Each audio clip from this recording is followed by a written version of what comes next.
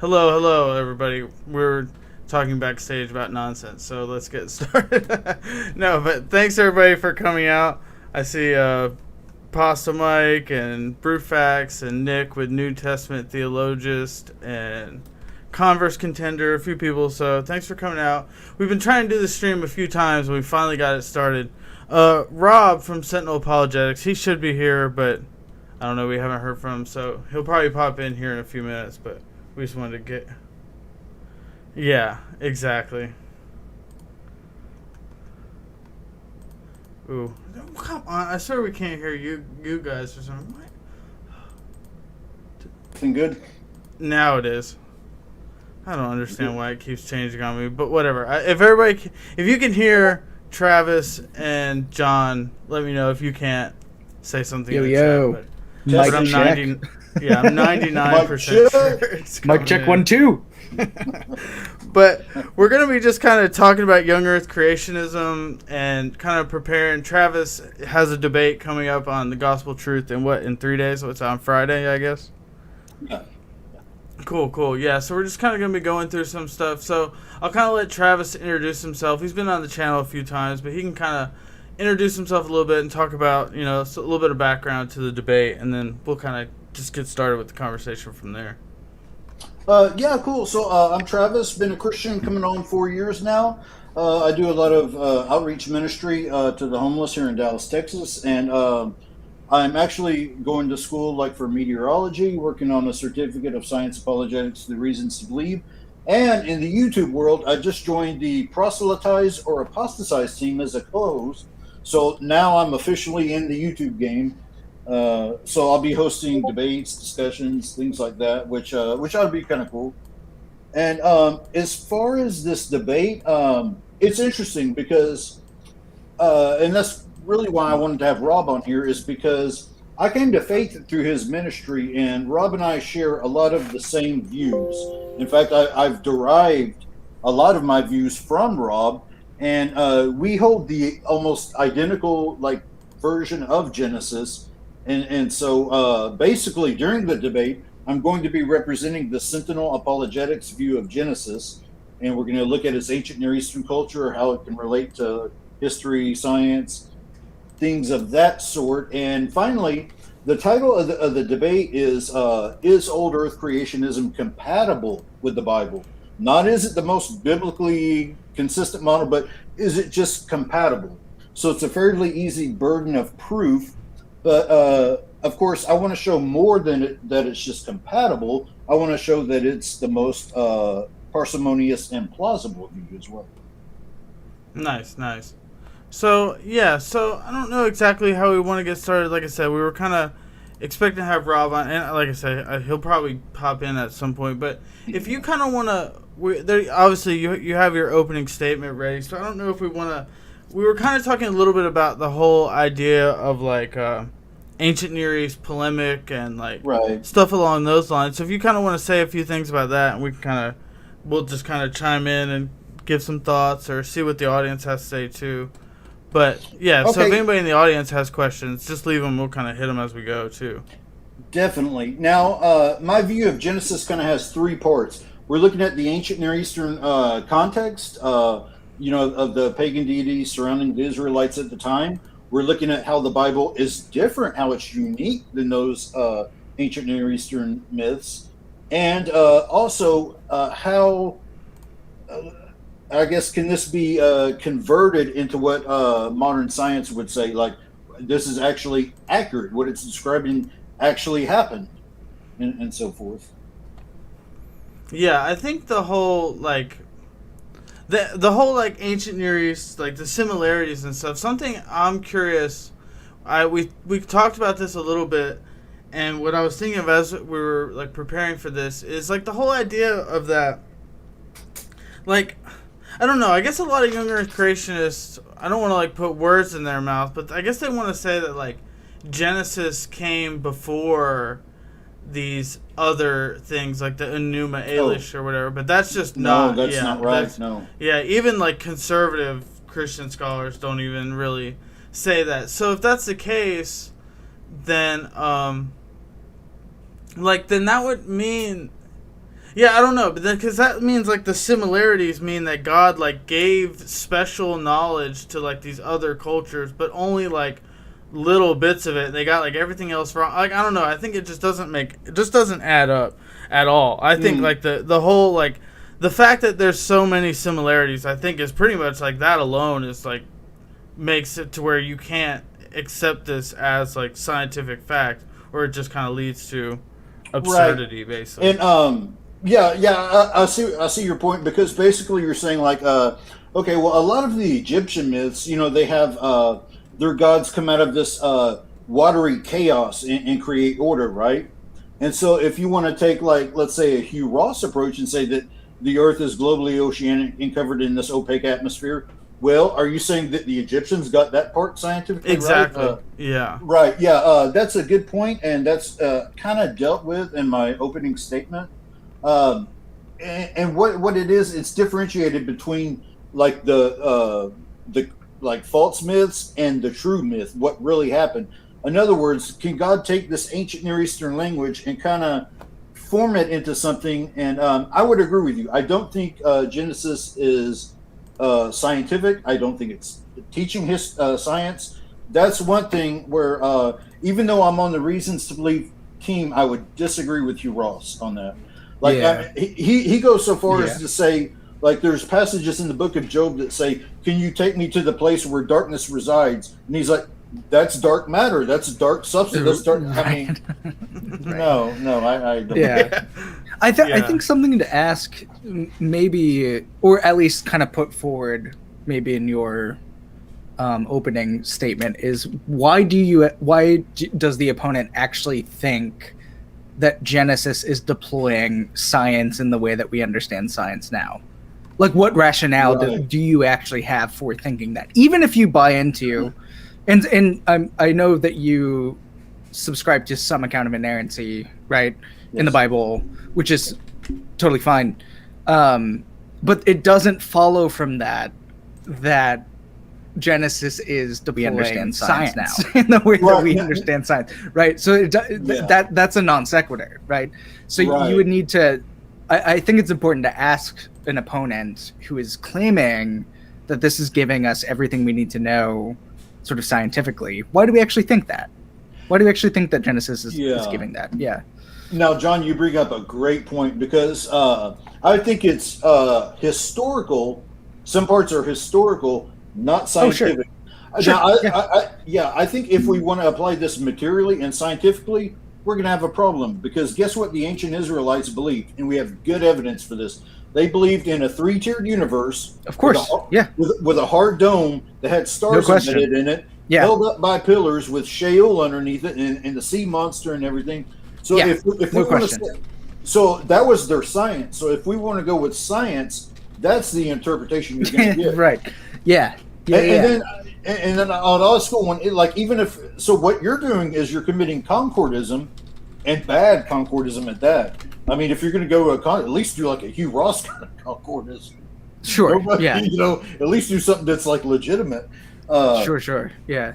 And then you'd have to think about, well, how come these scientists all over the world who have never heard of young Earth creationism Right. Why is nobody else coming to the conclusion that the universe and Earth are 6,000 years old? I mean, if God made the Earth in 6,000 years old, you should come to that conclusion regardless of whether or not you've heard a specific interpretation of Genesis. I mean, yeah. At least someone should. Yeah. Go ahead. Part of the problem there, though, is that certain people could appeal to Romans 1:18-32 and say that people who are denying that, the majority of scientists are suppressing the truth about God, Sure. right? So they could appeal to that as a proof text to kind of come back at you. So Yeah. be on the lookout for that. I'm not saying that someone's gonna come out with that, but that's something to keep in mind too.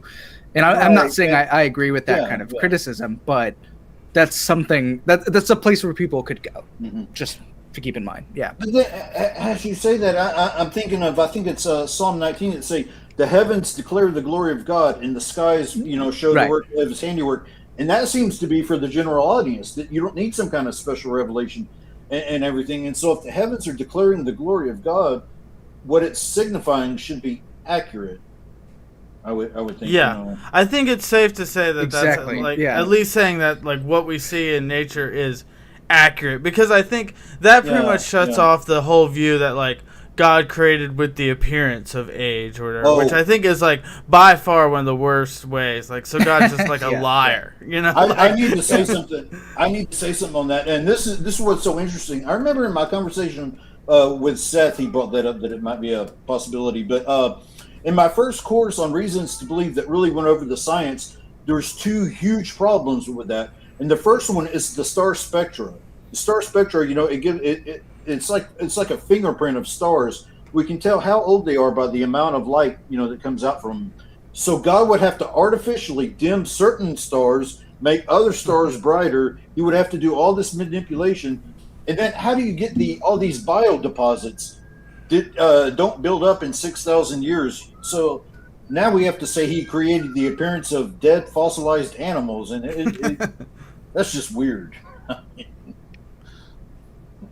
Yeah, for sure. I was reading the chat. Converse is saying, guessing Travis and Rob weren't going to disagree, but wasn't this going to be a debate? No, we're just preparing for so Travis has a debate on Friday, so we were just going to kind of talk it out and see what some people in the audience said, and just kind of get the views out there in a way where we kind of we've obviously Travis has prepared, but we're just kind of working through them together. Right. And whatnot.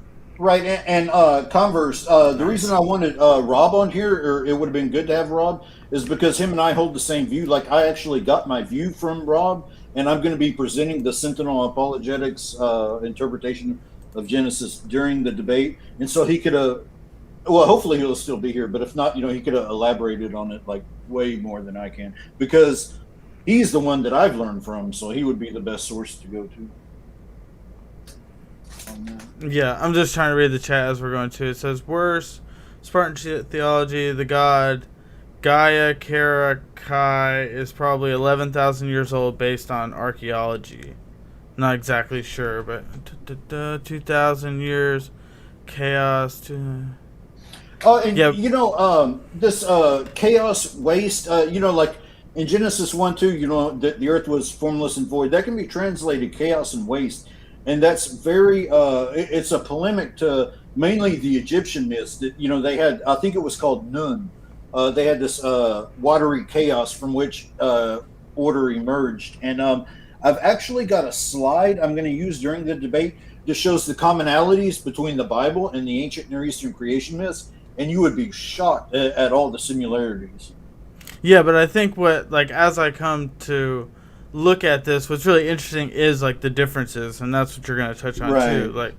And I think that's really, really interesting, the way that certain things aren't there's so many similarities, but there are so many differences, and I think that's important, because the similarities are the parts that young Earth creationists draw from, that teach a young Earth supposedly, but the differences are the sort of things that are much more theological in nature and just don't really concern themselves with the science. The difference is the fact that God doesn't have a rival in creation and things like that. Actually, do you want me to read that part? You can, yeah, that'd be fine. that might, because okay, so what I'm doing now is I'm going over the different like, in one story, the god Shu separated his children, the sky goddess Nut and the earth Jeb, and Shu's eternal job was to hold Nut above Jeb. According to this myth, if Shu ever stopped performing his duty, then the universe would fall down into chaos. And you'll notice a strong correlation in passages like Psalm 75:4, that it is Yahweh who firmly holds the pillars of the earth, not Shu. Or Job 26:11, that the pillars of the heavens tremble and are astonished at the reproof of Yahweh. And, I talk about, one of the most striking similarities is, the presence of a primeval, often watery chaos, out of which an ordered creation emerges. But, with that cultural background, what's even more impressive, and I think you would agree, is not the similarities, but actually the differences. Most notably, the absence of a creation conflict. The God of the Bible faces no rival for control of the universe. The Genesis account does not contain an explanation about the birth of God, because Yahweh, Israel's God, is eternal. Before any water, stars, planets, or people, there was God and only God. Instead of describing the origin of the gods as other creation myths do, Genesis assumes God's existence. The Bible offers no explanation for how God got here. It says, in the beginning, and goes from there. Unlike many of the creation myths, there were no rival gods trying to take control of the universe through war. The God of Israel operates alone. The Egyptian sun god isn't responsible for creation. Yahweh is the one who made the sun itself. By his own word, God brought the entire physical universe into existence. And then I get into, another key difference is in the dignity of humanity.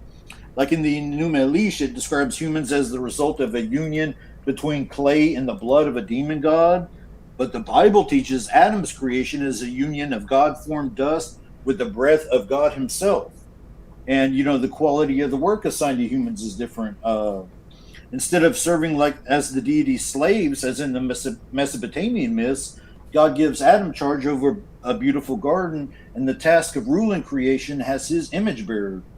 I think the purpose of Genesis 1 is to issue a response to the false gods of the ancient Near East and to assert the truth about the one true God. Genesis 1 presents a direct assault on the clashing, quarreling gods of ancient mythology. The message and purpose of Genesis 1 is the revelation of the one true God who created all things out of nothing and forever keeps the universe under his sovereign control. And then I go on with the other part.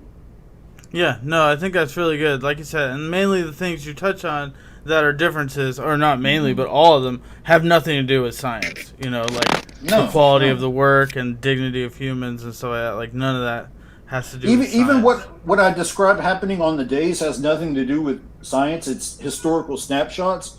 Now, you could say, is it compatible with what we know of science? And in many cases, yes. But it's not a scientific argument. So it doesn't matter if science changes in 1,000 years. That's not the point of where I'm going. Because I've heard that is a criticism that, like a semi-concordist view gets. Do you have anything to say, John? It looked like you wanted to say something, but maybe not. Yes, please. What do you mean by historical snapshots? How are you using the term history? Because that could be important too within this discussion. Because history is not a self-evident term, just like science and scientific endeavors. History also has certain connotations for modern people. I got you. I just activated Siri. Hold on. Sorry about that. What I could do is Anyway. What do you want me to kind of give a brief explanation, or I could actually read what I got? If you just want to give a brief thing, we can kind of... Yeah, we'll see. Okay, so what it's saying is there's certain ways you can tell about things that are happening. Like, one, you determine the point or frame of reference. Then you note what the initial conditions. Then you note what happens after the initial conditions. Then you form a hypothesis about the how and why of the conditions. Sort of like the scientific method. Okay, so what I'm saying is that Genesis is like taking snapshots. Like day one, you have God hovering over globally oceanic surface. that's enshrouded in darkness. Read Job 38 verses 8 through 9. So it's just like a snapshot. And then day 2, you have like a snapshot, like a picture of God separating the water from the water. And then the dry ground comes out of the ocean separated by sea. So it's just like a snapshot. Then the next snapshot would be primitive vegetation starts sprouting. Then the next snapshot would be aquatic life. Then the next snapshot you have winged creatures. Then the next snapshot you would have rodents, and then animals related to humankind like wild beasts, domesticated animals, kind of along those lines. Yeah. Sure. I sorry. No, go ahead. I think for me, listening to you talk about that, the issue would be it comes down to what you mean by history and whether or not Genesis is actually presenting some kind of history. I just don't know, and I don't know if that's really what's going on there. It really just depends on what you're meaning by history. In other words, it's like if you were at God's frame of reference. Remember, it says the Spirit of God is hovering over the waters and underneath the clouds. So if you were with God at His point of reference, and you were to just like take a picture of what was happening on that day, the picture would show God separating water from water. Then you took a picture on the 4th day, you would see like the stars being revealed and everything. And then you take a picture on the 5th day, you would see aquatic life coming in. Is this kind of more along the lines of like, this isn't contradicting what really took place, more than this isn't what it's actually like? What it's trying to communicate is a theological point. No, this isn't what it's trying to communicate, but it just so happens that like it is what you're trying to say is that it just so happens that it doesn't contradict what we see in scientific history or whatever. I see what you mean. Yeah. Does that make sense? Yeah. I think. Yeah. Yeah. And so it's almost like if it's almost like a way to like. I don't want to it sound like I'm straw manning or anything, but like almost like a way to me it sounds like a way to like hold on to inerrancy, like it's not contradicting real history because you can but we can agree that this is not what we don't think this is what Moses thought when he wrote Genesis or whatever your take is on that or whatever. But like even like in David's time or whatever, when we know they had Genesis or whatever, maybe I don't know what like more liberal scholars say, but whatever. Just saying Jesus's time, they definitely didn't think the Earth was billion years old. Yeah. Yeah, I think I need to clarify. So Robert just messaged. Okay, so no, sorry, he distracted me. He's messaging me.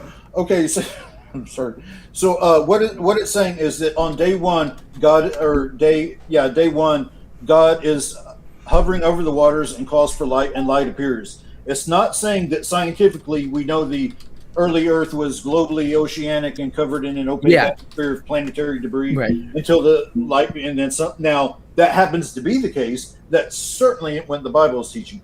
The Bible is just teaching from God's frame of reference. He's hovering over these dark waters, and he calls for light. Light appears. Next day, he's still hovering, and he calls for separating water from water. That's all you get. God separates water from water. It's just a snapshot.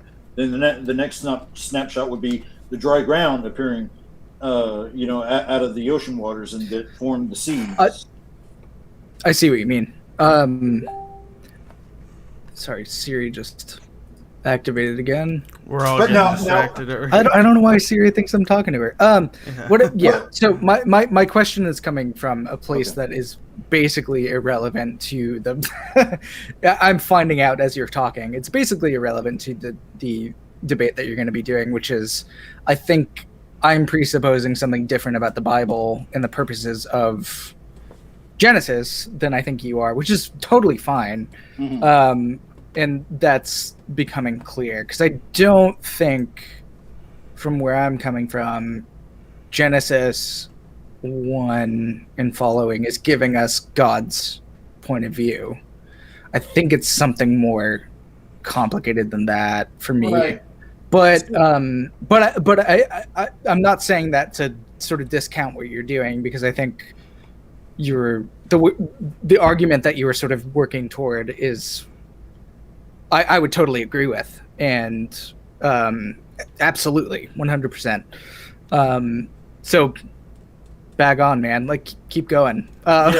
Seriously. Which one thing I want to say, just like jump on like on that, I think like what Travis is doing, like I really appreciate too, is like a really good step. If not, maybe I'm not even saying like a step like, oh, I'm way past you. I don't want it to sound like that at all, because for all I know, I'm completely wrong, right?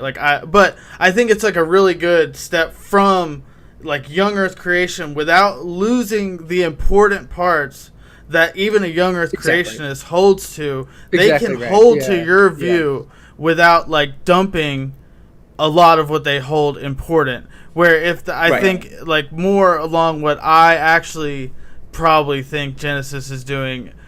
Well, a young Earth creationist is just going to say you're a liberal heretic. You can go away, right? Like, yeah. See what I do is, and it's the same thing Rob does. I take like a combination of Michael Heiser, John Walton, and Hugh Ross.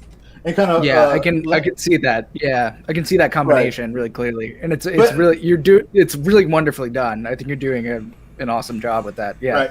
But now here's the interesting part. So why I do think these are historical, and it can be concorded with science if you want to. The Bible's not trying to go there though. So if you do it, you're on your own basically. But where I would definitely agree with you guys is I think first and foremost that it's an ancient Near Eastern polemic. It's saying, hey, it's not the Egyptian sun god that creates the sun. Yahweh creates the sun. It's so I think the predominant view, and I think the view of Moses, it would have been, because like assuming there's a Moses, we'll just say the ancient Israelites, because that's a whole other can of worms. But to the ancient Israelites, it's like, all these gods and everything, it's not them. It's Yahweh who is the one true creator. He made the sun, not the Egyptian god. We're made as his image. We're to rule the earth as his image bearers. Yeah. That's what Genesis is getting at. And what's intriguing is you can get that whether you're a day age, young earth, ancient Near Eastern polemical view, typical inauguration, whatever view. That's the message of Genesis, I think. Oh yeah, for sure. And I think that even from I'm just a damn liberal, really. Coming from my point of view, I like the emphasis on the Genesis creation account, the first creation account, really, in Genesis being a polemic against other ancient Near Eastern accounts. I think that's spot on, and I think leaning into that is really important. So that's a perfect move. Yep. Yeah, but somebody did mention in the chat, and something I'm seeing as we're making this whole thing is that we really, you really are focusing on Genesis 1 pretty much. Okay, there's actually something I need to clarify, because this is a view that I share with Rob. I view, so Genesis 1, 26 through 28, you have, let us make humankind in our image and to have dominion and everything. I don't think that's Adam and Eve. I think that's the Homo sapiens that emerged out of Africa around 250,000 years ago, and they then migrate to the ancient Persian Gulf oasis. And I think around 13 to 70,000 years ago, I think God sets up his temple inauguration in the Garden of Eden as a temple where he appoints Adam and Eve as priests and priestesses over humanity. So that's where we kind of get into it, John Walton. So I view Genesis 2 as a separate event than Genesis 1. I don't think they're the same thing. Yeah, and I guess so. That may be some disagreement. For sure, I think most young Earth creationists... different, obviously different sources too. We have different accounts. Yeah. We have different names for God going on in those two accounts too. Yeah, so that show up that's important to actually notice. According to Kent Hovind, God wrote Genesis 1, and then Adam wrote Genesis 2. That's why there's different names. In other words, Genesis 2 is not an expansion of day 6, in my view. Exactly right. Yeah, no, perfect. That's not reasonable. Yeah, because I think that just causes that's just a contradiction if you hold that. Right. Like there are just things that are just different, and I just don't think you can harmonize those together in any sort of way. Saying that Genesis 2 is just day 6, unless you maybe they can take some kind of localized view or whatever, where the things that happen afterwards are just happen. I don't know. I actually. Well, and here's the thing. I want to drive home. I do not think Genesis is teaching science. While I do think what God's doing during these days of creation is historical, and I think things like a localized regional flood are historical. I think, but one thing I do want to drive home is I don't think the Bible is teaching science. And I also want to emphasize that its primary goal, its primary function, is as an ancient Near Eastern polemic to the pagan deities surrounding the Israelites, that, hey, it's Yahweh who is the one true creator. Yeah. I think you need to lean into that, and I'm sure you will. That's really crucial. Yeah. Yep. For sure. So I guess some fun things would be what would some young Earth yeah, right. Because right. They're going to have to show that view is incompatible with the Bible. That's not even compatible. Oh boy. Yeah, I think one argument that I would think he will bring up, or I mean I don't know, but at least if I was in his position, would be the whole idea of death before sin. I think is something he'll try to bring up for sure, and yeah. So I'm curious what you think about that. If I'm not mistaken, that death was to humans who sinned, and that would not have just applied to Adam and Eve in the garden. And not only that, didn't they have to eat from the tree of life? And I mean, and then you think what do you have immortal animals that don't die until? Adam and Eve eat the sin, and then animals just start dropping dead and devouring each other. I mean, no. Lions are peaceful. Then Adam and Eve bite the fruit, then they just start tearing into giraffes. I mean, right. Yeah, I have no idea. Their stomach acid instantly changes so they can digest meat or whatever. It doesn't really. No, I agree. It just. I don't think, but I will say they'll want to. I'm assuming he'll want to go to Romans 5:12 or whatever and say through one man sin entered the world and death through sin or whatever. Yeah, I know. I mean, I'm not as a John down here as a Paul guy wants to literally punch the guy in the face when he brings this up. You couldn't be more wrong, but I think that's important to have an answer, to know what you want to say to that for sure. I'm curious what you would say. What would be a short... What would be a short response that you would say, John? I'm curious. Yeah. If someone brought that up. To the idea of Romans 5. Yeah, that Romans 5 is teaching that, there was no death before Adam sinned. Well, it doesn't say that, really. I mean, it's a... I mean, it does. It's an argument that's quite compact in 12 to 21. What I would say is that Paul quite clearly uses the Adamic material in. I'm going to try to keep this short because I could go on and on forever. But in Romans 5 and also in 1 Corinthians where he talks about the Adam stuff.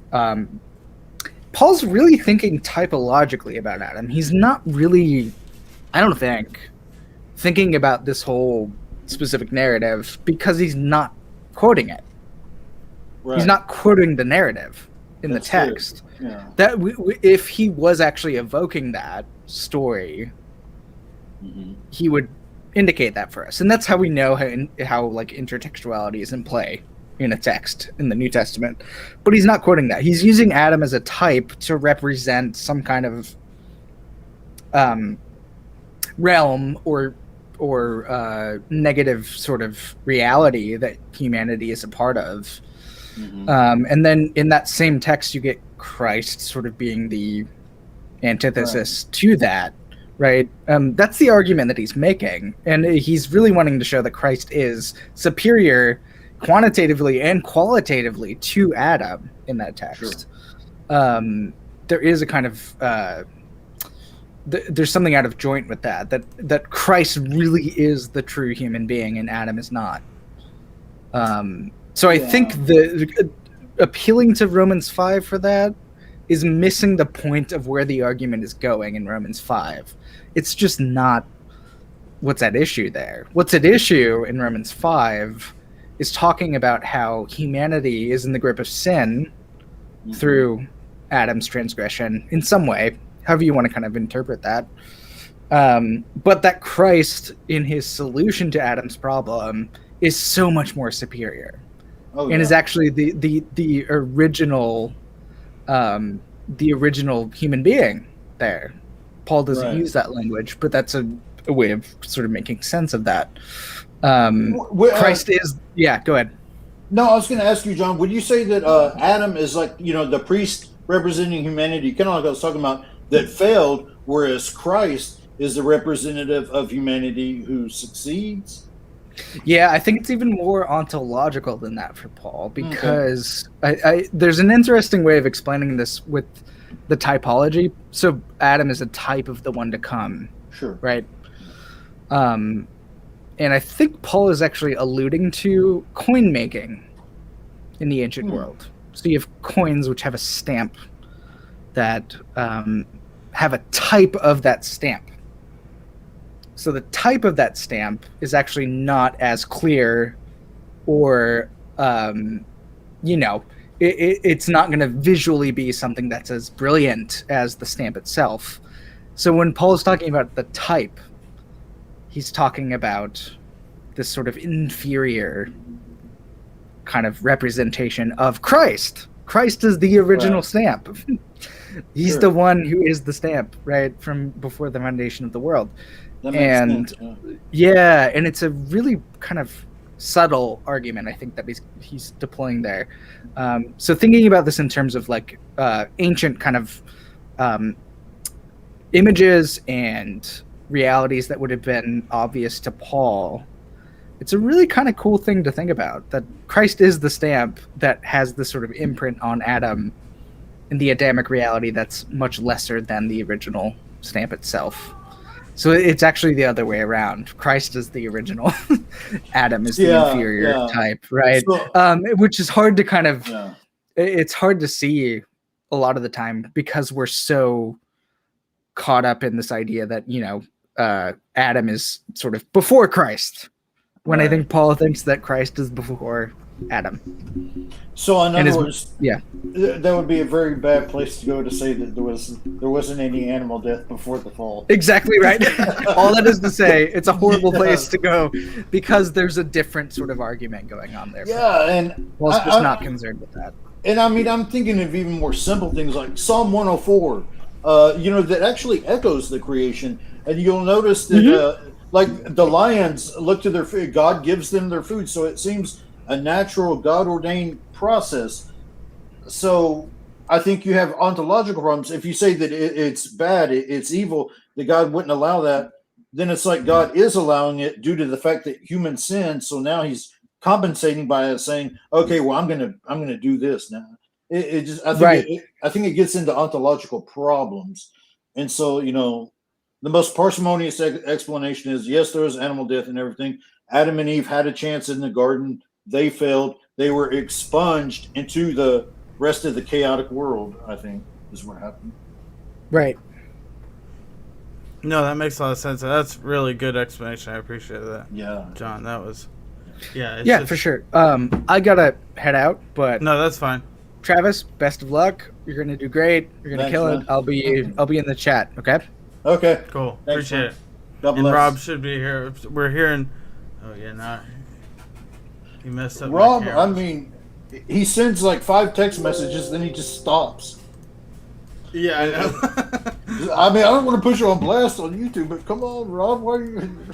Yeah, sorry. I'm like trying to fix the stupid... He said, okay, sweet, here. And then he's like, not here. But yeah, I think that makes a really good point. The whole idea that, that's just not what it's doing at all.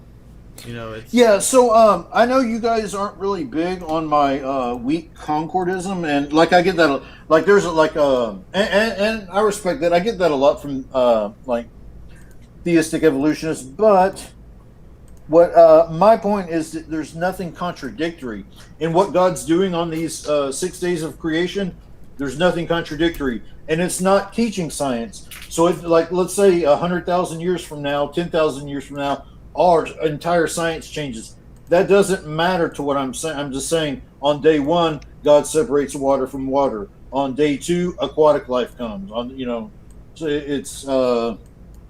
it's real simple. But I definitely respect those that don't hold to that view. I know a lot of people hold to like the framework view, which I think is good. I don't hold to it myself because I think it has a problem with the 6-to-1 pattern we see.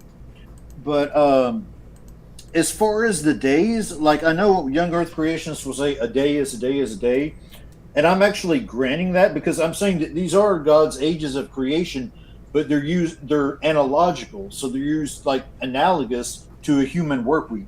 For the Israelites, you work 6 days, you rest one. Yeah, it's basically what you're saying is it's perfectly fine that what Genesis is like plainly saying is 6 24-hour days. You're fine with that. Yeah, now I think they're God's ages of creation. But you'll notice he's using them analogously. A good example of that would be like dry ground doesn't come out of the ocean waters by plate tectonics in 24 hours. Like vegetation doesn't sprout up all over the earth in 24 hours. I mean, for sure, even the events of day 6 don't happen in 24 hours. And how do you have like this vegetation growing with no sunlight? Doesn't it need? I mean, and then you have these evening and mornings when, according to the young Earth, there's not even a sun or anything. So it's obviously they're God's ages. It's an analogy. Like. Yep, totally. And that would account for like the passage in Exodus, like for in 6 days the Lord God made that. Yes, He's using it analogous to an Israelite's, work week. So. Yep.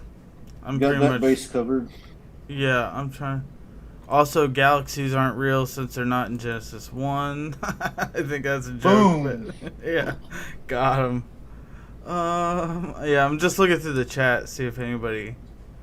And Rob was. I might do that quote from the late Hebrew scholar John Selhammer. He had a really interesting interpretation of Genesis, and he used just the Hebrew, like no modern science, and you'll be surprised. Like it fits even better than what I've come up with. Like the way using like the language of the day. So it would kind of be like a thought experiment. Like if you were like, how do you go back in time and communicate to the Israelites something that's true without alienating them from their own worldview and everything? Like, hey, I'm the one true creator. I separated the water from the water. I'm the one that caused the dry ground to appear, which is true, but it's communicated in such a way that they would be able to grasp it, Mm-hmm. And I think that's one of the really brilliant things that Genesis does. I think Genesis is like, man, it's magnificent. Yeah, for sure. So I'm trying to think of some more things that young Earth creationists want to bring up, because I actually, one thing I did watch, trying to think of some things, I watched that interview on the Gospel Truth with Jason Lyle, who someone that is pretty, I know, but I think he's pretty highly respected among young Earth creationists. He's definitely like a step above, Ken Ham and Kent Hovind, but I don't know if you're still there. Yeah, I'm sure you're listening. I think you're right. Yeah. I had to fix that's fine. No, that's fine. But he talks so much about the science when I look back. It was really not that much scripture. It's more like, and especially too, what these conversations are interesting. They're really more conversations between like a young Earth creationist and like an atheist. Is like more of the debates you'll see online. And this is so much different than that, for sure. I need to address something now. I have a whole stack of notes that I got from RTB on that because I'm in meteorology. I'm not an astrophysicist, but I do study it quite thoroughly. But what he does is he would say that, you know, God creates and then he artificially does the starlight. But you have something called the star spectra, okay? And it has these lines and waves, and we can tell how old and like the birth of a star by the light and everything. So he's saying that God artificially manipulates, you know, the velocity of light and star illumination and everything, which is just completely ad hoc. And then, because if I'm not mistaken, he goes with kind of an appearance of age. And then, like with something like that, how do you get all these fossil fuels? Like, you know, 6,000 years worth of animals doesn't get you the amount of biodeposits we have. I mean, that it just. Yeah, I really agree that there's just like the appearance of age thing, like makes. Yeah, the way he tries to say it too, Jason Lyle specifically, he tries to say it's like not necessarily like an appearance of age as much as it's like we just think it's like looks old, you know, just like he tries to make the argument that like if you saw Adam was say 6 feet tall or whatever, you would assume he's 30 years old or something around those lines. Yeah, but that's kind of sneaking in an appearance of age. But yeah, it's like what his main argument is, and from a scientific standpoint, the star spectra totally refutes his arguments. Like I can post it online. In fact, I've got the notes ready in case in case he tries to go there with like God manipulating starlight. I'm ready for him, because you would have to say that God like dimmens the redshift, like that he just manipulates all these things to make it look like, to give it the appearance of. I mean, why would he do that? It just doesn't make sense.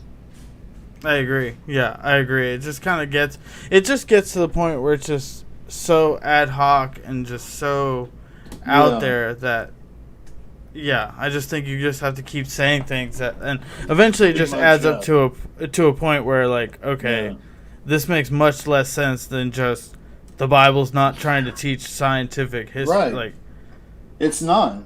Yeah. And being on Reasons to Believe, like I disagree with like Hugh Ross's interpretation of Genesis.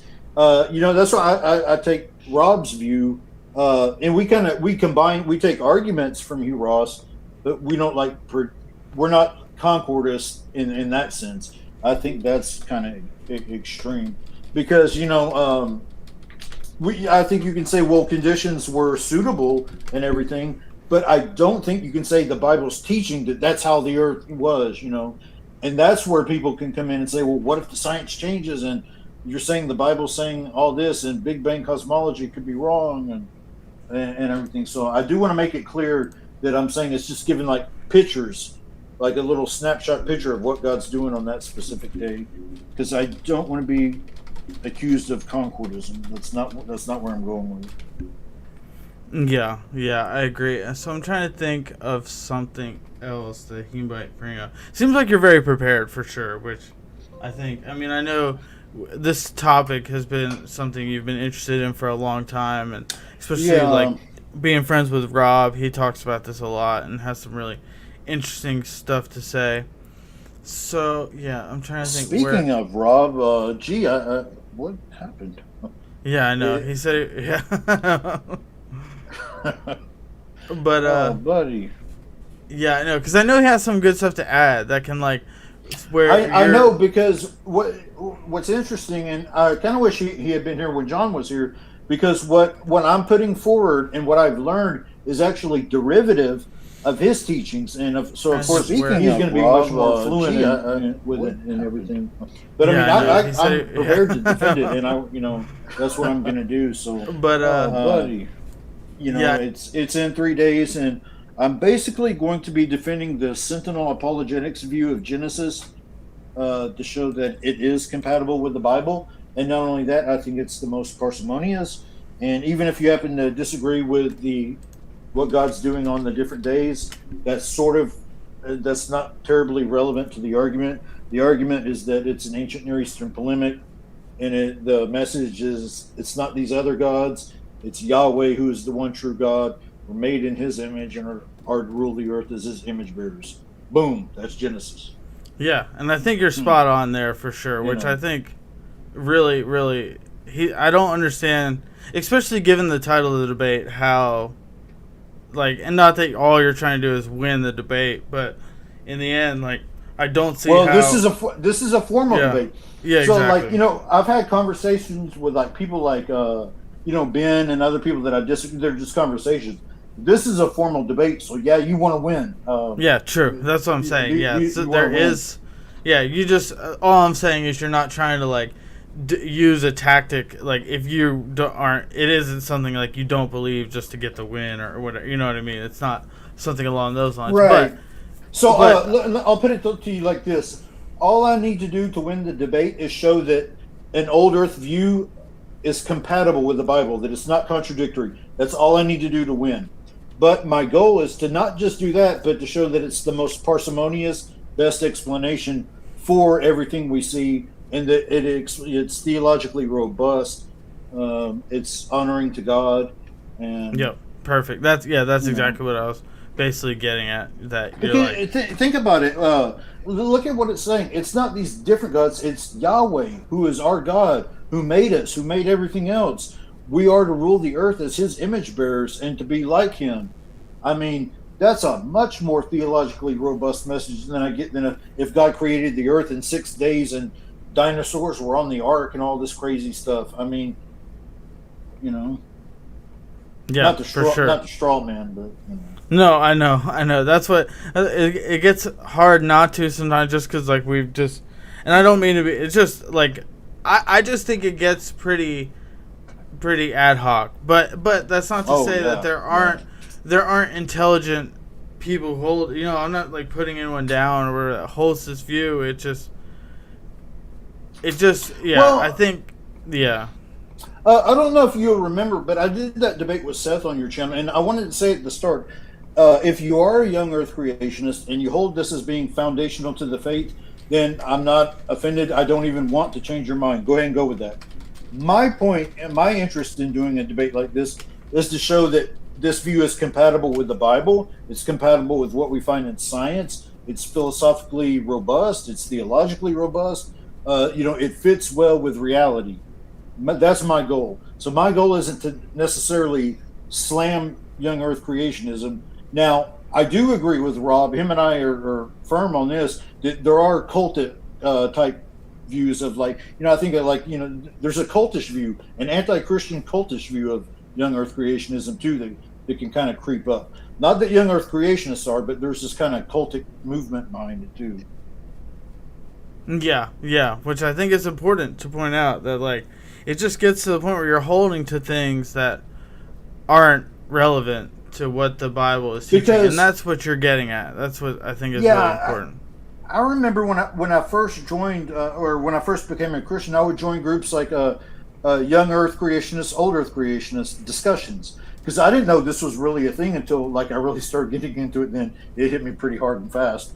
But the things they would say is you don't even accept the resurrection and just all this kind of stuff if you don't hold the young earth.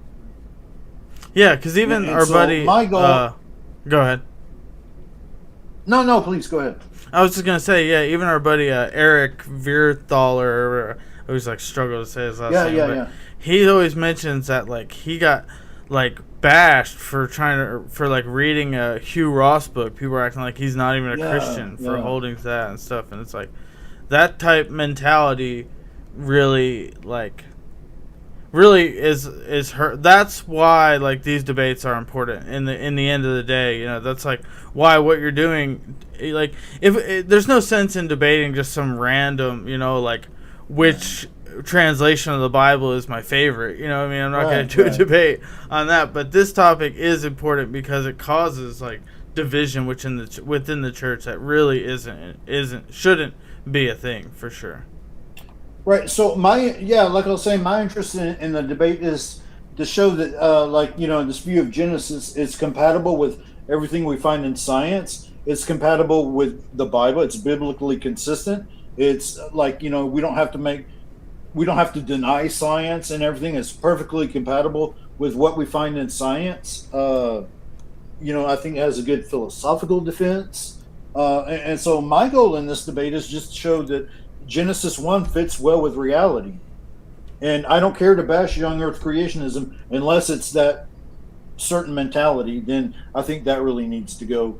But if you see young earth creationists as being foundational, that's fine. I don't even want to argue with you. That's not the point. My point is just to show that my view is coherent with reality.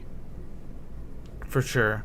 And I know like as soon as we're kind of reaching like a stopping point now where I feel like we're just kind of, in a little echo chamber, just because like we had a few things we want to talk about, which I think we touched on and are important. And I really look forward to the debate on Friday. But I know as soon as we like end this, Rob's going to send a message in this group chat we have and be like, "Oh, am I too late?" But it's crazy. We've tried to do this for so long, and like, hey, Rob, this is it. I mean, maybe we can get on later tonight. I don't know, but Yeah. But yeah, I've appreciated. Is this him now? I'm hearing 2 minutes. Beep, beep, beep. He said he'll be on in 2 minutes. Okay. Let's get him on to kind of. Yeah, that's fine. So let me see if there's any other questions in the chat. Like I said, I appreciate everybody in the chat for sure. We got a good little crowd. We still do. We're not ending yet, but we have a good little crowd. Metal Theologian who's coming stopped up by. next. I'm about to take a short break, and up next we got Robert Rowe coming on, who can kind of illuminate this a lot better than I can, and so we'll be right back with Robert. Yeah, for sure.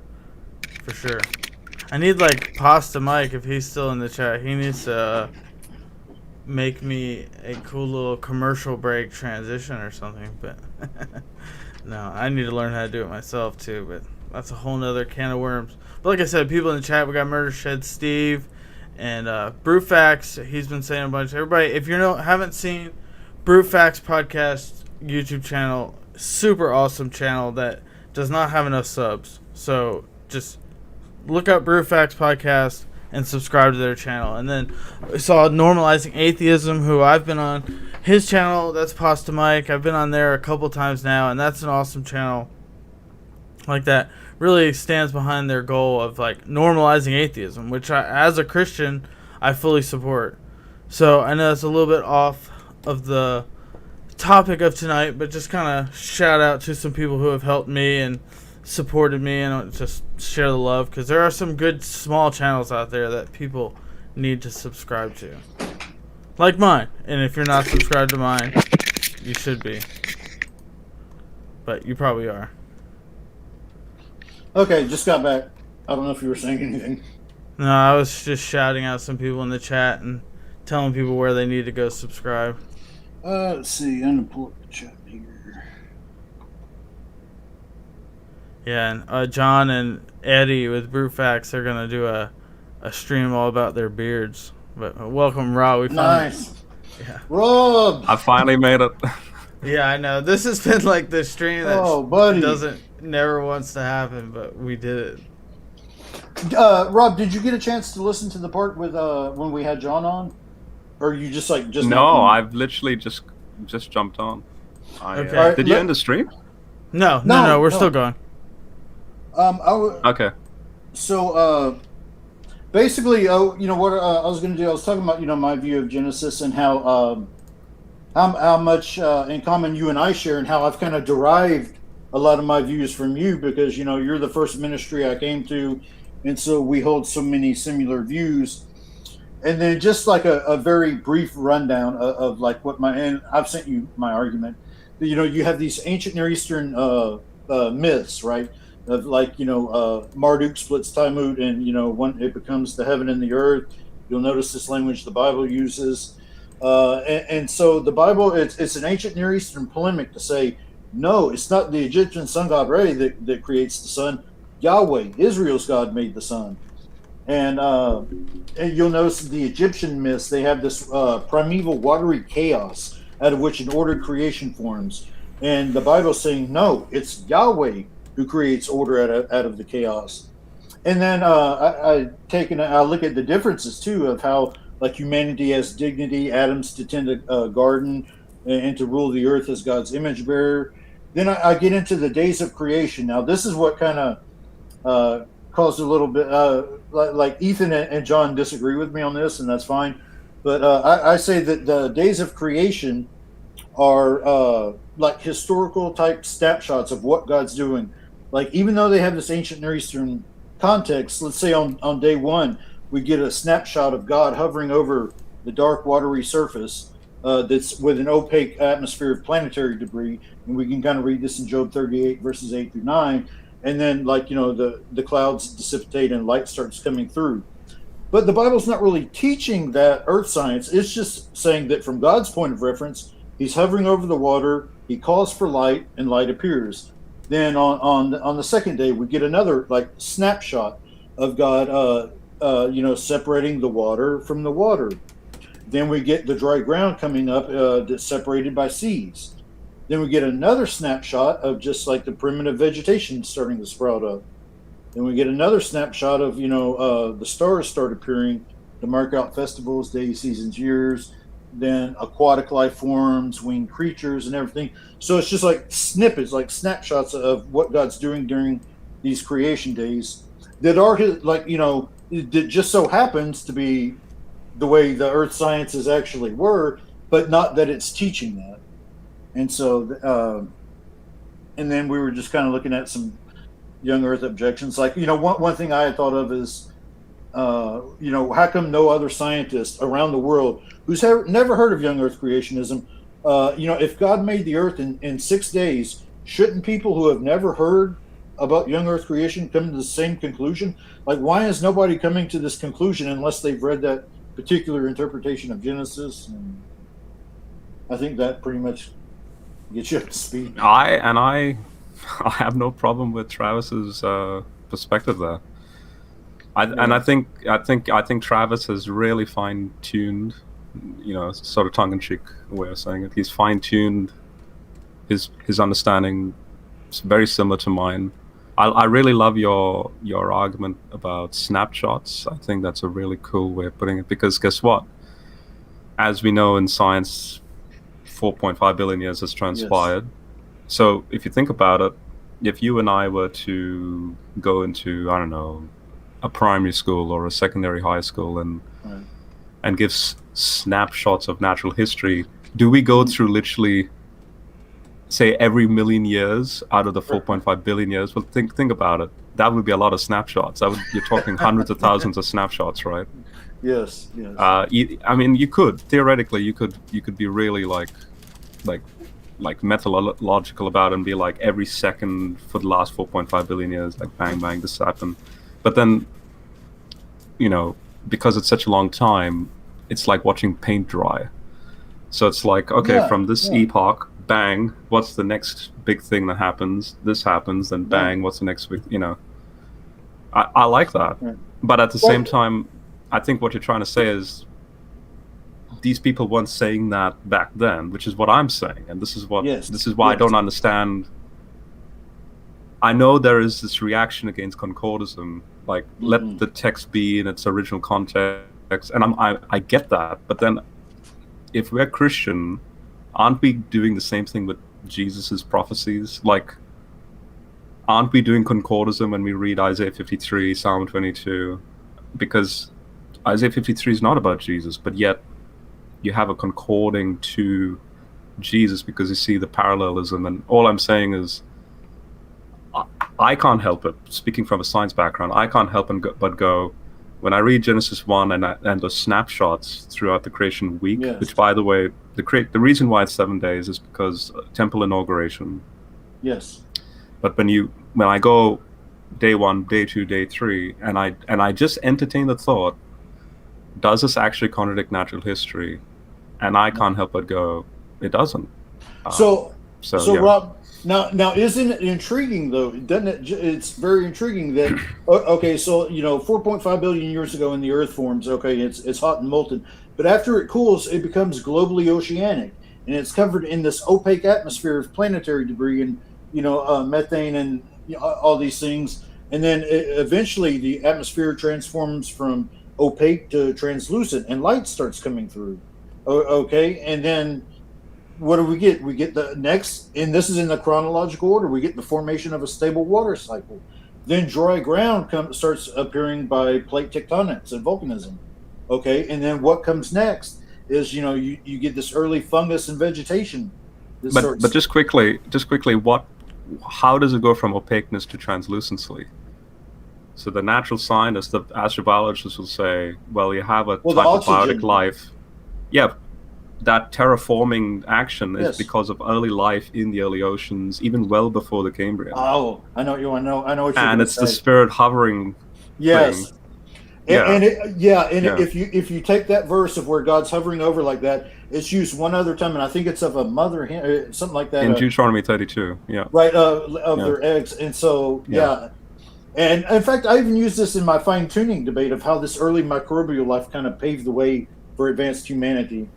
So, I guess if I could, just kind of say, so where I don't really disagree with anything you say there. I think that's really awesome. You just said you disagreed. No, I just want to say that, I think it's important to focus on, what the author intended to say. But as the more you, describe your view, the more I can, get on board with what you're, that you're really not trying to say that this is not what the author intended to say, but it's really important. And the way Rob connected it, I think, to prophecies of Jesus, made a lot of sense. I think it's but it's still all the more it makes it more creepy, right? Because if you think about it, if the Genesis account is both an ancient Near Eastern, a brilliant ancient Near Eastern response, and so not so much predicting, but more another layer is unveiled, ooh, this is it, with a different lens on, we can see another perspective of the text from our vantage point, just like how the authors in the first century saw those so-called Old Testament prophecies. It comes across as creepy but when we look at Jesus's prophecies, we don't really get creeped out. We just take it for granted,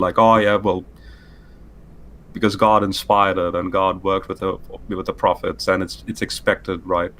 But then the moment when it comes to things like the Genesis account, as Christians, don't forget, we sort of get creeped out. It sounds too good to be true if it's that accurate. But it's hang on, but that same attitude you should be having with Isaiah 53 and Psalm 22 and I just think what we need to be careful of doing when the reason I think I push back is we need to be careful, if you're starting to draw some sort of theological point from this scientific stuff, and people do make some weird theological moves, because this or this, then that means this, and if you're doing that using this, so it's more of I think what you're getting at is a really cool thing to explore as Christians, right? But as far as if someone wants to argue that that's not what the Bible says, because it's not what the Bible it's not what the author intended to say. You're not going to argue with an atheist that this necessarily, but it is really cool. It's almost like you said, it's really cool more than it's the point of the text, which there can be multiple aspects to things. There are definitely just quickly, if there was an atheist mocking the Genesis account, I'll be I'll say exactly what you just said, where I'll tell that person, and I have before, do you realize how immature you actually sound? You're mocking a text that claims not to be what you think it is. Exactly. It's hello, if you were living during the time of the ancient Near Eastern context and believing ancient Near Eastern cosmology, you would be blown away by the arguments it's laying out, because then you'd have a different perspective on it. So then I have to introduce them first to that, and then sort of like an appendix, I could be oh, and by the way, just to entertain the thought, this is what we understand in modern science, and what do you think? It seems to match with the natural conditions of early Earth, and So that's my approach. I don't use it as an apologetic. Like right. This is the reason why God exists, because Genesis matches natural history. I don't use that in that way.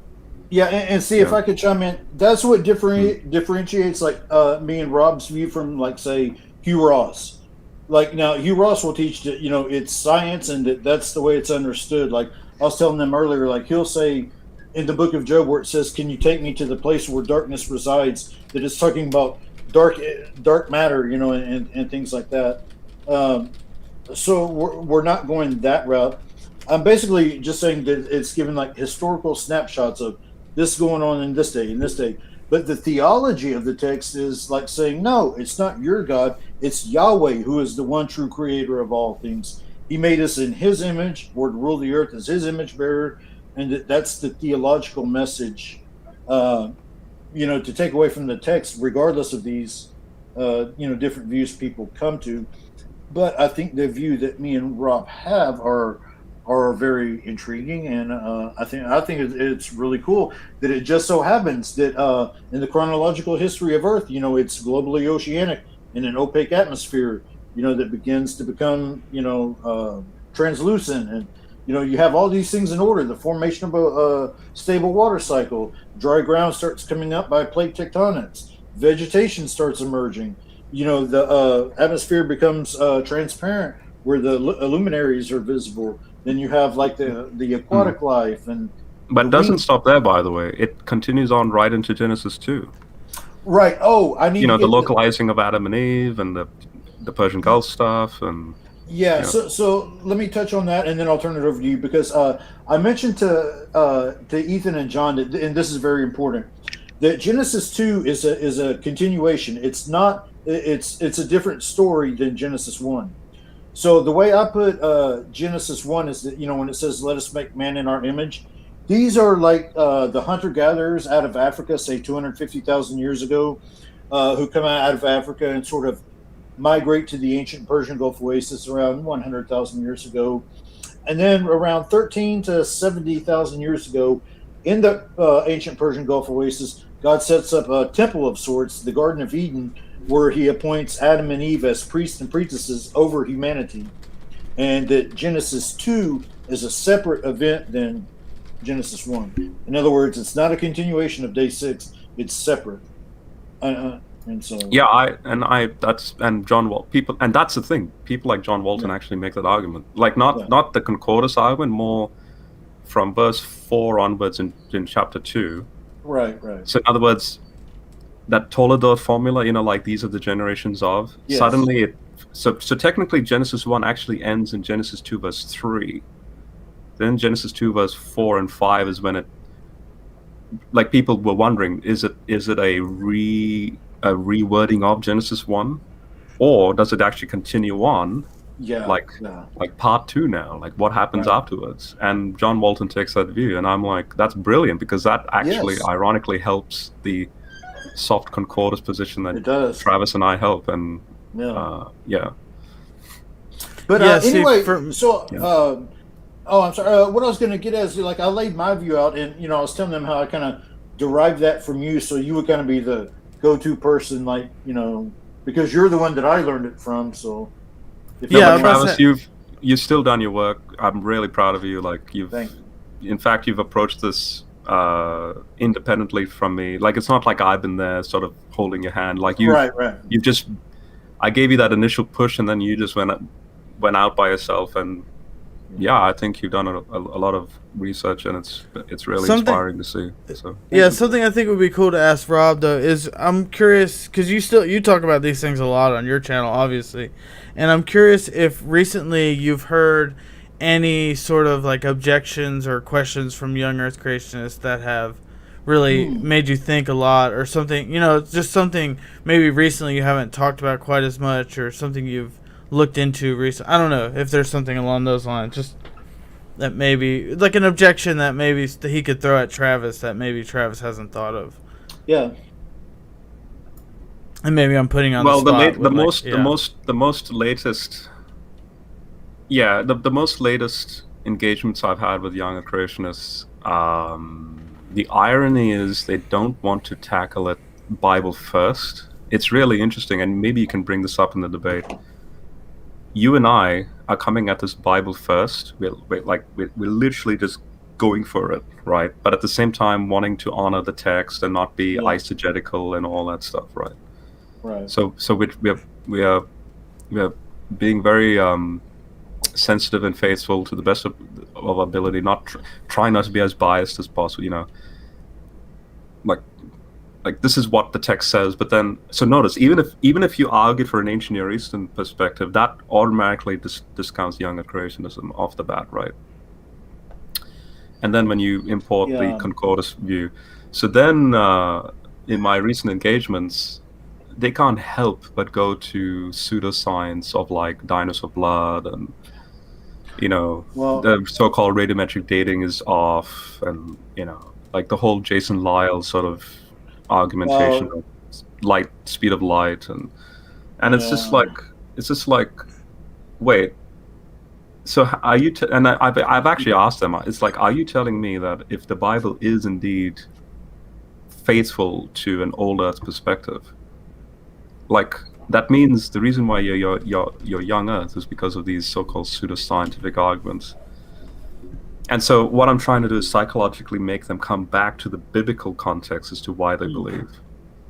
And so then when the discussion shifts to that, the only argument that they can have, from what I've noticed lately, is this issue of the word day. And that's it. Oh, I can grant that, yeah.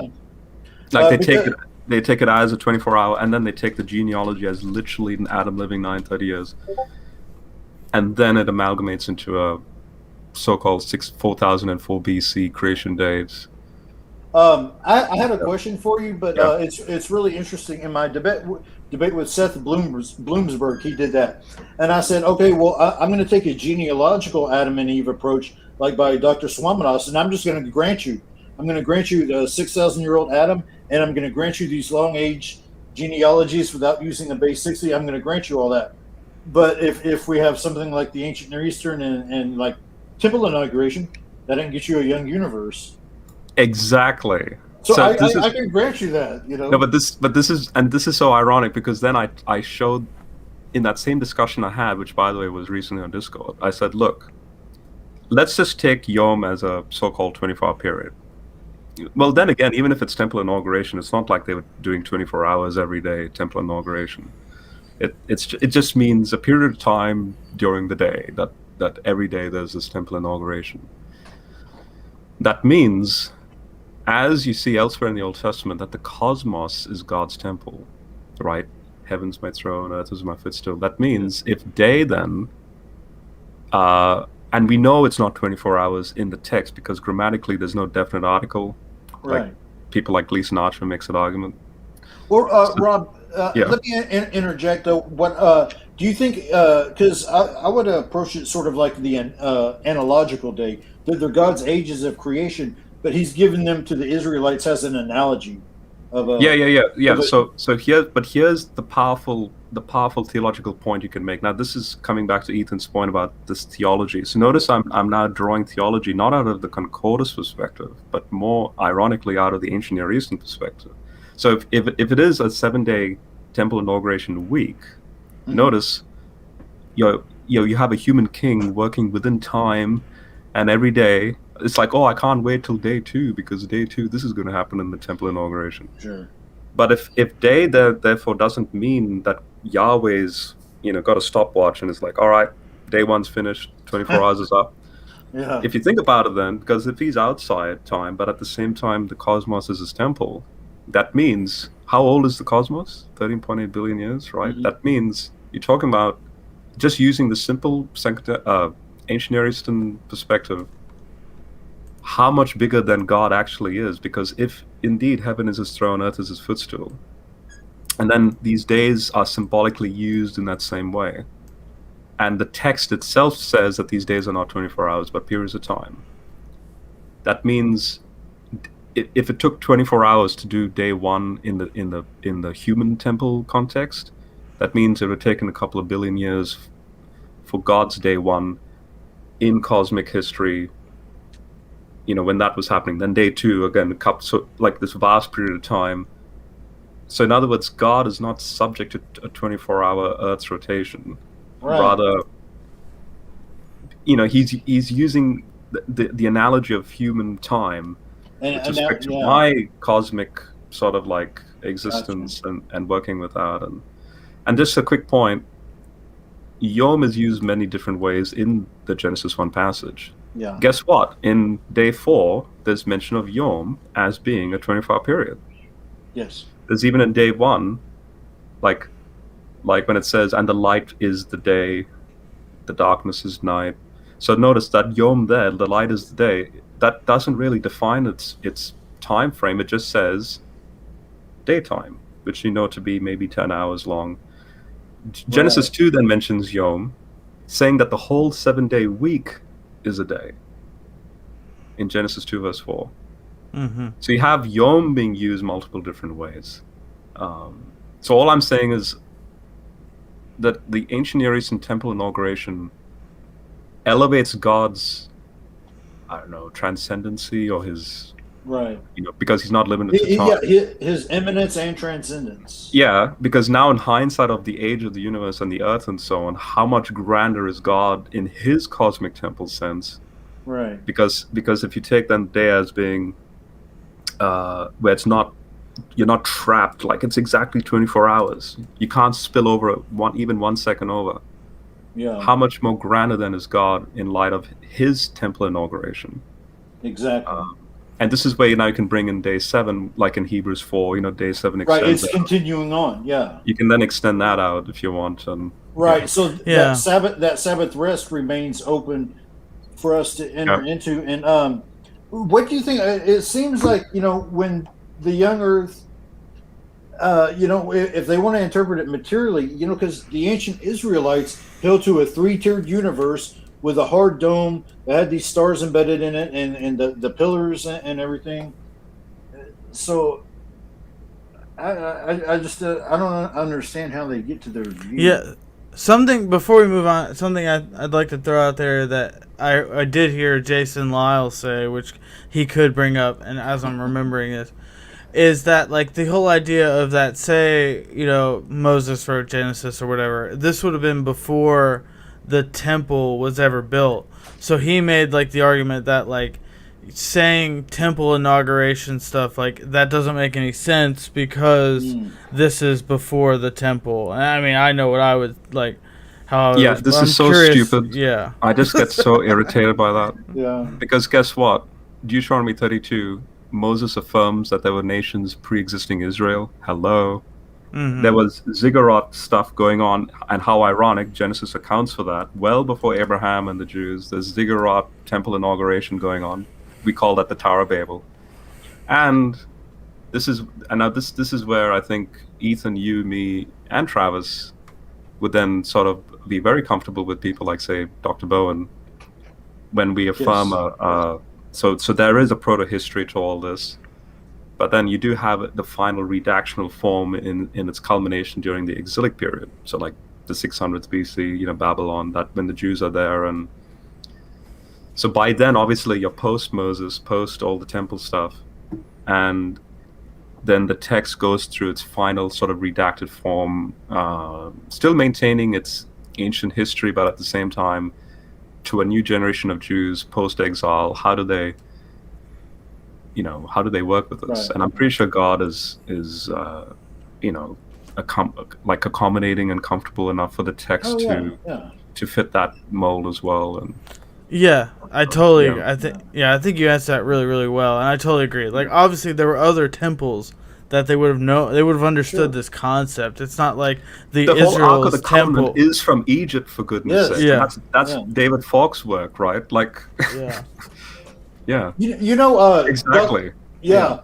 Dr. Law, he did a response to Inspiring Philosophy. I haven't seen it yet, but I know he did like a critique of of the video IP did, which would be interesting.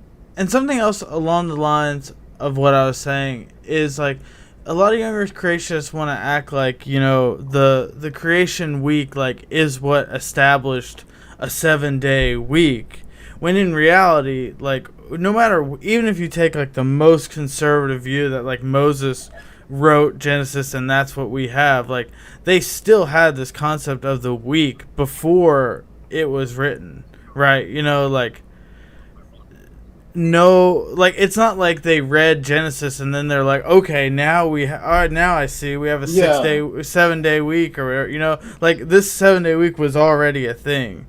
It wasn't like, yeah, I think that's important to recognize, you know, not that, like, because a lot of younger Christians want to act like Genesis, like, established the week, you know, that's important, but the week was already established before then. I'm sure we can, like, it's just, and it's how they understood, you know, you put things in a 7-day cycles. Is just, and how that came to be, you know, I don't know, and, you know, maybe, like, whatever, but it wasn't through Genesis. They didn't read Genesis and say, okay, we have a 7-day week. I thought it was a 10-day week, but I think Metal Theologian says it best in the chat. He says, you know, when he's talking about young creationism, he's like, it's a conspiracy theory. That's the best way of defining it. There you go. Yeah. It almost reminds me of this flat Earth language. Yeah, and Brutfax has a question in the chat that I think is good. It says, why so much work in trying to extract so much theological content from a simple story told orally in a, I don't know how to say that word, mnemonic form to an oral audience? Yeah, so, like, why are we drawing so much from this, you know, this is a single story? And I think that's actually really important because, like, the New Testament doesn't really draw all that much from Genesis 1 and 2. I mean, there are some important things, but it's not like the entire New Testament is like, no, read Genesis 1 and 2. Like, Paul's draws on a lot of the Old Testament. It's definitely not all Genesis or anything like that. Well, there is some. There is some. Yeah, I'm not saying there's not some, but it's not like a lot of younger creationists want to act like this is where we get everything. You know, like this is the foundation of everything. You can't get this wrong or you're so misunderstood. But go ahead. So Travis, this is a good thing to take note of, especially if it does arise in your debate, or maybe you can make this as a point as well, a debate point. I'm sure you guys know about Seth Postel, Adam as Israel, his work. Yes, I've heard of that, yeah. Okay, so just write this down. So Seth Postel wrote 2 books. I had both. His dissertation was actually answering this very question. Like, why it's meant to be a simple story, and, you know, now that once we read it, it's like, okay, move forward. You know, what's the next thing, right? Why make it such a big deal? And Seth Postel's dissertation was on exactly that. So the 2 books I recommend is Adam as Israel by Seth Postel, and the second one is Reading Moses, Seeing Jesus, How the Torah Fulfills Its Goal in Jesus. Okay, I might have you just message that to me. Okay, so and I'll just be very brief into explaining what he's getting at. So if you and I were, so think Deuteronomy 32 verse 7, which reads, let me bring it up. Deuteronomy 32 verse 7 says, remember the days of old, reflect on the years of previous generations, ask your father and he'll tell you, your elders will inform you, and then it goes on. So in other words, you even have this in the Haggadah and in Jewish literature about if you're a young boy or a girl, but specifically this is for young boys, if you're born into a Jewish family, and then it's this typical question like, hey, like, why do we exist as a nation? What does this Israel mean? And, you know, all these questions would naturally rise up. So then you tell a story. Yeah. Seth Postel's dissertation was that, is it possible that the proto-history of Genesis prior to chapter 12, so prior to Abraham's inauguration, that is nothing but kind of like, this is where we come from, as a specifically as a Jewish nation. So just as Adam fell, and then all of humanity fell. So when you have a leader of Israel fall, then all of Israel falls. So you have this Adam-Israel typology. And is that a possibility? Because guess what? The Genesis story happens to be a very Jewish theology. It's not like you have other gods in it or other stuff in it. It's a centralized Jewish summary of not only creation but also the origins of the nation. Right. So that's I think would be a good answer to that question. Yeah, it's kind of like what I said earlier. I think the whole gist of Genesis can be summed up in that it's not these pagan gods that create, it's Yahweh who is the one true creator of all things. He made everything, not the pagan gods. We're made in his image, and we're to rule the earth as his image bearers. He is the one true God. Boom, story done. That's all it really. That's basically it. That's it. You know. Yeah. So. Yeah, totally agree. I don't know if we have too much more. I kind of need to end here anyway, and I think that's a really good stopping point. Yeah. But I really enjoyed this. I think we hit on some good stuff. Sorry for coming in late. No, you're good. You're good. I'm just glad it finally happened. Yeah. Yeah. It finally happened. Yeah. Yeah. We had you're some definitely rough starts. Yeah. But so what you were just talking about, Rob, is that's from is the same person that wrote that? Yeah, I see that. It's the same person. So this is different than that seeing Moses or reading Moses seeing Jesus. The reading Moses seeing Jesus is kind of like his like a hobby project he did, kind of like a culmination of all his work, but sort of giving like a Genesis to Malachi, sort of like the entire Old Testament, and then bang, how that applies with Jesus.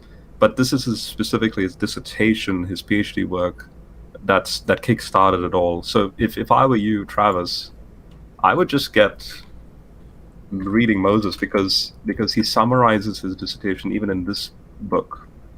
And I'll give you the link to that one as well. It's really good. I'll give you some. I'll give you a copy outside. Okay. Yeah. I like that better. Not only is it cheaper, but I can just hit the read out loud, and it's. If you have Logos, by the way, Travis. I don't. No? It's pretty Okay, expensive. Yeah. No, I'll get the PDF for you. And, yeah, I'm just a meteorology student. I can't afford it. Okay. Yeah, but this was really good. Yeah, and like I said, Travis seems super prepared. I think it's going to be a really good debate, and yeah, I'm pretty excited for on Friday. So everybody should definitely check that out Friday on Gospel and Truth who is this channel. guy you're dedebating? All I know sure, is really. his name is Darcy. I don't know. He doesn't have a Facebook anything. He's a regular follower of the Gospel Truth, and apparently he saw my debate with Seth Bloomsburg, and I happened to have been in one of the because I'm a moderator at the Gospel Truth, and I was in one of the live chats, and he called me out. He said, "Hey, I'll take you on in a debate." So I said, "Okay," and there we are. But yeah, just share what we've shared, and at the end of the day, if there's a humility on his part, he'll be open to going, yeah, that's a good point. Hopefully he's like that, but there's a lot of young creationists that act like they're the one. They are the scholars, you know. Yeah. So that everyone else has to bow down to. You know. There's like an underlining cult, non-Christian cult to, not that young Earths are, but there is that underlining. And I hope it doesn't go that route, but I'm sure. Yeah, and there was one last thing I wanted to mention that I thought I was like thinking to say, and it's going to drive me crazy if I don't just get it out. But it was like when Rob was talking about a lot of like the only real objections people can really make are a lot of just like strict science things, you know, like what Jason Lau brings up. I have a science degree. I'm in the sciences myself, so but even I'll talk about the star spectra. I can talk about how the life chemistry, how it's built up in the nuclear furnace of stars, and I don't think he's gonna want to go that route. No. But all that to say too is like, given the topic of the debate, like this is extremely irrelevant. You know, like you're just trying to show that old Earth creation is compatible with the Bible, so it really has nothing to do like. Whether or not you can't argue about the science because it just doesn't. All you're arguing about is it compatible with the Bible? I mean, I can tell you this: there are things that aren't true in science that are compatible with the Bible. You know, just to say like a flat Earth is basically compatible with a lot of Genesis, right? You know, but like it's clearly not what it's teaching, and we know that. And that debunks young Earth creationism, exactly. Exactly. But it's a lose-lose situation. If you go down the ancient Eritrean route, not young Earth creationism. If you go science route, not young Earth creationism. But oh look, there's an open door between actual science and this concordance route. It's like now you realize that the young Earth paradigm is nothing but an 18th century musings of Ellen G. White. Like, So. And Rob, what's so good on my part is you'll notice the title of the debate is an old Earth creation model compatible with the Bible? It doesn't compatible is a good word. Yeah. Yeah, it doesn't have to even mean that it's the best explanation. All I have to do to win debate is just to show that it's compatible. Now, I'm going to show that it's the most parsimonious and the best explanation, but all I have to do is show that it's just compatible. Just like Jesus' prophecies happen, like Jesus' life happens to be compatible with those Old Testament passages. Yeah. So that's a really good place to end. Like I said, I appreciate everybody watching. Really appreciate Rob coming on and Travis coming on. This was good. Really appreciate it. So if you haven't, this literally felt like me late to a coffee chat, and then once everyone's seated, it's like boom, all the bullet points are out, and then we can go now. Like, for sure. And I would like to do like an after show probably still too. I think that would be fun to kind of wrap up. We'll see how it goes for sure. Yeah. But I think that would be fun. But yeah, like I said, so if you're not subscribed to my channel, do it. If you're not subscribed to Rob's channel, you should definitely do that. Yeah, and Travis, is the host of Proselytize or Apostatize, so you can go check them out too. I keep forgetting. I'm so used to Travis not having a channel. It just like doesn't cross my mind, but now you do, so it's pretty cool. Proselytize or Apostatize. In fact, we have a debate coming up right after my debate. I'm going to be hosting, so I'm going to be in the hosting chair, a debate on Theology, the problem of evil. So. Okay, that's a debate. I thought it was just like a conversation with somebody or something, but no, whatever. Cool. Yeah. Well, no. I just thought still the new guy. No, I just thought you were talking to someone who had like a novel idea or something. I didn't know it was like a conversation or a debate with like an atheist and a Christian or. As far as I know, it was a debate. Yeah, whatever. I'm just rambling at this point. I guess I'm tired, but. Yeah, we've been going for like 2.5 hours. Yeah. Oh man. No, I appreciate it. Yeah, I appreciate it. Thank you so much, everybody. Ethan and Travis. Yeah. Yes, for sure. Yeah.